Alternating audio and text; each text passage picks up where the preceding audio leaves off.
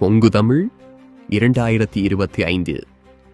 தமிழ் மக்களின் அபிலாசைகளை கேட்காமல் இலங்கையின் ஒற்றை ஆட்சிக்குள் எம்மை உட்படுத்திய பிரித்தானிய அரச குடும்பத்திடமும் அதன் அரசாங்கத்திடமும் மற்றும் சர்வதேச நாடுகளிடமும் சர்வதேச கண்காணிப்பின் கீழ் பொது வாக்கெடுப்பை நடாத்த கோரி எதிர்வரும் நவம்பர் 9, 2025 ஞாயிற்றுக்கிழமை காலை 10 மணி முதல் பிற்பகல் 1 மணி வரை மெல்பர்ன் மாநகரின் பெடதேசன் சதுர்க்கத்தில் ஆஸ்திரேலிய தமிழ் பல்கலைக்கழக மாணவர்களால் ஏற்பாடு செய்யப்பட்டு அனைத்து மக்களின் பங்களிப்புடன் பொங்கு தமிழ் எனும் மாபெரும் மக்கள் எழுச்சி நிகழ்வு நடைபெற உள்ளது.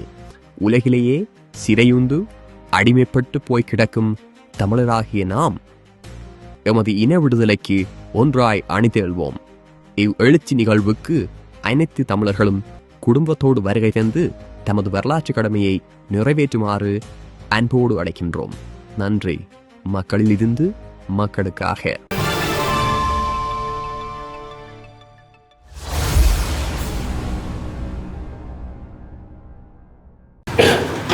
அனைவருக்கும் வணக்கம்.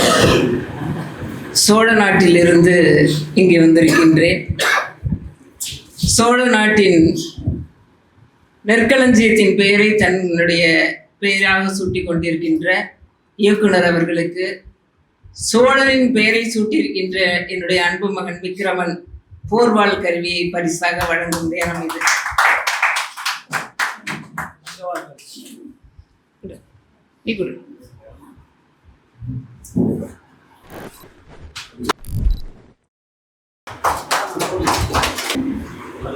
நிர்மலா புரொடக்ஷன் வழங்கிய களப்போராளி களஞ்சியம் என்னும் குறும் ஆவணப்படத்தை எல்லோரும் பார்த்தோம்.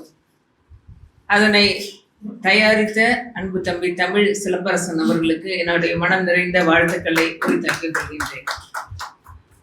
கலைமாமணி 2000 படங்கள் என்று சொன்னால் நம்முடைய வாழ்நாளில் அவ்வளவு 2000 நாட்கள் இருக்கின்றோமா என்பது கூட தெரியாது. ஆனால் 2000 படங்களுக்கு சண்டை பயிற்சியாளராக இருந்த கலைமாமணி ஜாக்குவார் தங்கம் அவர்களை வணங்குகின்றேன். அதே போல ஐயா ஏகலைவன் அவர்களுக்கும் என்னுடைய வணக்கத்தை தெரிவித்துக் கொண்டு, இங்கு இருக்கக்கூடிய திரை ஆளுமைகள் அத்தனை பேருக்கும் போராளிகளாக, ஏன்னா போராளி என்று சொன்னால் அவர் பின்னால் தளபதிகள் நிறைய இருப்பார்கள், அவர்களுக்கும் குமரியிலிருந்து வந்து அருவியாக கொட்டிய அன்பு சகோதரர் சரவணன் அவர்களுக்கும் அன்பு தம்பி முத்துப்பாண்டி அவர்களுக்கும் என்னுடைய வணக்கத்தை சொல்வதில் பெரும் மகிழ்ச்சி பேரன்பு கொள்கின்றேன். இந்த பிறந்தநாள் விழா கொண்டாட வேண்டுமா கொண்டாடக்கூடாதா என்று பல பேருக்கு ஒரு சிந்தனை வரும். ஆனால் நாட்களை கொண்டாடுவது மிக அவசியமான ஒன்று. காரணம், சென்ற பிறந்த நாளிலிருந்து இந்த பிறந்த நாள் வரை என்ன சாதனை செய்தோம் என்பதனை மக்களுக்கு எடுத்துரைக்கின்ற ஒரு நாளாகத்தான் இந்த பிறந்த நாள் அமைகிறது.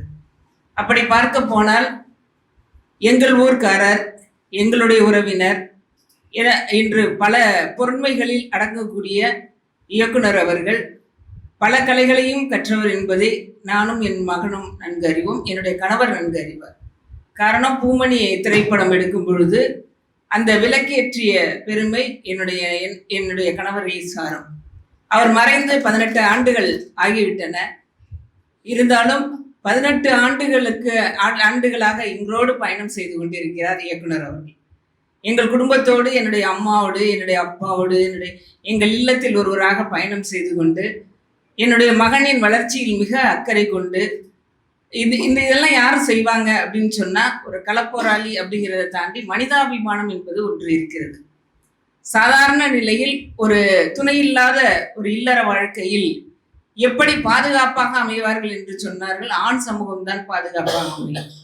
அப்படி ஒரு சமூக சிக்கலில் இருக்கும் பொழுது மீட்டெடுத்த ஒரு பெருமை இன்றைய பிறந்தநாள் கொண்டாடுகின்ற இயக்குனர் அவர்களை சாரும். அவர்களுக்கு நான் மனம் நிறைந்த வாழ்த்துக்களை இந்த நேரத்தில் பதிவு செய்து கொள்கின்றேன். எங்களுடைய கல்லூரியில் அவர் இது அல்லாமல் அவருக்கு இன்னொரு பரிணாமம் ஒன்று இருக்கிறது. கல்லூரியில் காட்சி தொடர்பியல் துறையின் பேராசிரியராக, அதாவது விசிட்டிங் ஃபேக்கல்டி என்று சொல்வார்கள், பகுதி நேர ஆசிரியராக வந்து சென்று மாணவர்களுக்கு திரைப்பயிற்சியும் அளித்து வருகிறார் என்பது கூடுதல் செய்தியாக சொல்லிக் கொள்கிறேன். அதே போல எங்களுடைய கல்லூரி பேராசிரியர்கள் அத்தனை பேருக்கும் பரிச்சயமானவர்.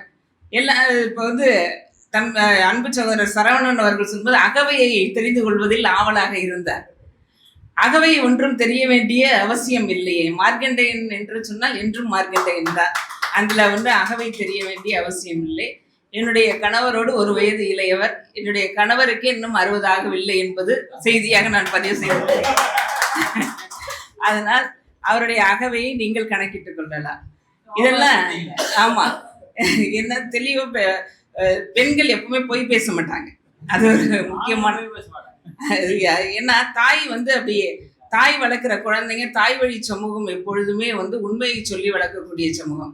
நம்முடைய தமிழ் சமூகம் தாய் வழி சமூகமாக இருந்த காரணத்தினால்தான் நம்முடைய வாழ்க்கையையும் நம்முடைய பண்பாட்டையும் நம்முடைய கலாச்சாரத்தையும் பகிர்ந்தளித்துக் கொண்டிருக்கின்றது. அந்த வகையில் பார்க்க போனால் மிக தன்னை விட தன்னை சார்ந்தவர்கள் உயர வேண்டும் என்கின்ற கருத்தியல் ரீதியாக கொண்ட களப்போராளி என் பிறந்த நாள் என்று என்கின்ற காரணத்தினால் நான் இந்த பிறந்த நாளுக்கு கல்லூரியில் பல வேலைகள் இருந்தாலும் இந்த நாட்கள் வந்தே ஆக வேண்டும் என்பதற்காக தம்பி முத்துப்பாண்டி அவர்கள் சொன்னதை போல அமெரிக்காவில் கலிபோர்னியா பல்கலைக்கழகத்தில், அதாவது லாஸ் ஏஞ்சல் பல்கலைக்கழகத்தில் மிக உயரிய படிப்பாக ஃபிலிம் டைரக்ஷன் அப்படிங்கிற படிப்பு. ஏறத்தாழ அதை படித்தவர் இன்றைய திரைப்பட நடிகர் கார்த்திக் அவர்கள் படித்தார். அதற்கு பிறகு என்னுடைய மகன் விக்ரமன் படித்து வந்திருக்கிறார் அப்படிங்கிற செய்தியை சொன்னார். மிக நேர்த்தியான கலைஞர். ஏன்னா காக்கைக்கும் தன் குஞ்சு பொன் குஞ்சு அப்படிங்கிறது கிடையாது. அவர் எடுத்த குறும்படங்கள் எல்லாம் விருது பெற்று கன்னட நாட்டில் விருது பெற்று அவரை வந்தார். இதெல்லாம் இப்போ 23 வயசு தான் ஆகுது அப்படிங்கும் போது 23 வயதுல, ஆமா உங்க வயது தான், நீங்க மார்க்கண்டேயன்னு சொல்லிட்டேன், நீங்க விக்ரமன் செட்டு மாதிரி தான் இருக்கீங்க பார்க்கும்போது. அதை அந்த அந்த கலையின் மீது உள்ள ஆர்வம். கலைஞர்களுக்கு எப்பொழுதுமே வயதாவது கிடையாது. கலைஞர்கள் எப்பொழுதுமே இளமையாகத்தான் இருப்பார்கள். ஏனென்று சொன்னார், அந்த கலைஞர்கள் தான் இளையவர்களை வைத்து கதாநாயகனாக படம் எடுக்கிறார்கள். காதல் கதை என்று சொன்னாலும் அதில் வயது கிடையாது. அதில் எடுப்பவர்கள் யார் என்று சொல்ல தெரியாது. இன்று இயக்குனர் பாரதி ராஜா என்று சொன்னால் அவர் காதல் கதை எடுக்காமல் இருக்க முடியுமா? எடுத்துதான் ஆக வேண்டும். அப்படி ஒரு கலைஞனுக்கு எப்பொழுதுமே வயதாகுவதே கிடையாது. கலைஞன் தான் அப்படிங்கிறது மாதிரி. ஓவியத்துக்கு எப்படி வயதாகாதோ அதுபோல கலைஞர்களுக்கும் வயதாகாது. அந்த அடிப்படையில் நான் இன்று அவரை வாழ்த்துவதில் மிக பெருமையாக கொள்கின்றேன். என்னோட பாரத் கல்வி குழுமம் தஞ்சாவூரில் மிகப்பெரிய கல்வி நிறுவனங்களாக இருக்கின்றன. 5 கல்வி நிறுவனங்கள், 4000 மாணவர்கள் படிக்கிறார்கள், 300 பேராசிரியர்கள் இருக்கிறார்கள். அத்தனை பேரும் வாழ்த்தினார்கள். இன்று காலையிலிருந்து அலைபேசியில் கல்லூரி முழுக்க வாழ்த்தினார்கள். காரணம் என்ன என்று சொன்னால், அதில் எல்லோருக்கும் உள்ள ஒற்றுமை. எல்லாவற்றும் எல்லாம் என்னுடைய அன்பு தம்பி கவிபாஸ்கர் அவர்கள் பின்னாடி இருப்பதனால அவங்க பார்க்கல. கவிபாஸ்கரின் கவிதைக்கு நான் அடிமை. கவிபாஸ்கர் வந்திருக்குது ரொம்ப இன்னும் கூடுதல் சிறப்பு. ஏன்னு சொன்னா நாங்களாம் ஒரே நாட்டுக்காரவங்க, சோழ நாட்டுக்காரவங்க. அப்படி பார்க்கும்போது சொந்த பந்தம் அப்படின்னு சொன்னா அது ரொம்ப மகிழ்ச்சி. சோழ தேசத்திலிருந்து வந்திருக்கக்கூடிய சோழ சேர பாண்டியர்கள் மூவேந்தர்கள் ஆண்ட பூமியிலிருந்து எல்லோரும் வந்திருக்கின்றோம். தமிழ் பேசக்கூடிய அத்தனை பேரும் தமிழர்கள் என்கின்ற அடிப்படையில் இந்த செய்தியை நான் சொல்லிக்கொண்டு, அவர் பல்லாண்டு பல நூறாண்டு வாழ வேண்டும். அதே போல நம்முடைய சண்டை பயிற்சியாளர் ஜாக்குவார் அவர்கள் சொன்னதை போல திரைத்துறையிலும் தன்னுடைய முத்திரையை பதிக்க வேண்டும் கட்டாயம். ஏனென்று சொன்னால் திரைத்துறை என்பது ஆவணப்படம். திரைத்துறையின் மூலமாகத்தான் இன்று அரசியல் வளர்கின்றது. அரசியல் மூலமாக திரை வளரவில்லை, திரைத்துறை வளரவில்லை. திரைத்துறைக்கு வந்தவர்கள் தான் அரசியலில் இன்று கோலோச்சி இருக்கிறார்கள் என்கின்ற செய்தி நாடறிந்த செய்தி. இருந்தாலும் ஆனால் திரைத்துறையில் இருந்தாலும் கூட அவர்கள் ஊராட்சி மன்ற உறுப்பினராக, நகராட்சி மன்ற உறுப்பினராக, பஞ்சாயத்து தலைவர்களாக அரசியல் தெரிந்தவர்கள் அரசியலுக்கு வர வேண்டும் என்பதுதான் எங்களை போன்ற பொதுமக்களின் கருத்து. குறிப்பாக படித்தவர்கள் அரசியலுக்கு வர வேண்டும். அந்த அடிப்படையில் நீங்கள் அரசியலுக்கு வருவதையும் நாங்கள் வரவேற்கின்றோம், நீங்கள் திரைத்துறைக்கு வருவதையும் நாங்கள் வரவேற்கின்றோம். திரைத்துறையின் மூலமாக சொல்ல முடியாத கருத்துக்களை, சொல்லக்கூடிய கருத்துக்களை நிச்சயம் நீங்கள் பதிவு செய்ய வேண்டும். அதுவே மிகச்சிறந்த ஆவணமாக இருக்கும். 2 தேசிய விருதுகளை நீங்கள் பெற்றுவிட்டீர்கள். இனி எடுக்க போகக்கூடிய திரைப்படமும் மிக உயரிய விருதை பெறும் என்கின்ற நம்பிக்கையில் வாழ்த்தி பல்லாண்டு வாழ்க என வாழ்த்தி விடைபெறுகிறேன். நன்றி, வணக்கம்.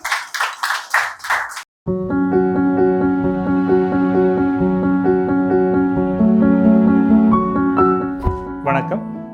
என் பெயர் doctor R Srinivasan, senior physiotherapist. இன்னைக்கு எண்ணற்ற நோய்கள், இந்த ஹெல்த் ப்ராப்ளத்துக்கு அடிப்படையான ஒரு காரணம் என்னன்னு பார்த்தீங்கன்னா, போதுமான உடற்பயிற்சி இல்லாததும், அந்த உடற்பயிற்சியோட அவேர்னஸ், விழிப்புணர்வு இல்லாததும் தான் காரணம். வலி இல்லாத வாழ்க்கையையும் இண்டிபெண்டான வாழ்க்கையையும் இந்த இயன்முறை மருத்துவத்தின் மூலமாக உறுதி செய்யப்படுகிறது.